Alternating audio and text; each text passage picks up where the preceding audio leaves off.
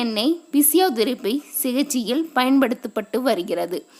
வேப்ப மரத்தை நமது முன்னோர்கள் வீட்டில் முன் வாசல் பகுதியில் வளர்த்து வந்தனர். இதற்கு காரணம் வீட்டை நோக்கி காற்று மூலமாக வரும் கிருமிகளும் தீய ஆற்றல்களும் உள்ளே நுழைவதை தடுக்கும் சக்தி வேப்ப மரத்திற்கு உண்டு. இதனால தான் வீட்டு முன்வாசலில் வேப்ப மரத்தை நட்டு வளர்த்து வந்தனர். வேப்ப மரத்தில் இருந்து வெளிவரும் காற்றை நாம் சுவாசிக்கும் போது நம் உடல் புத்துணர்ச்சி பெறுகிறது, நுரையீரல் சுத்தமடைகிறது.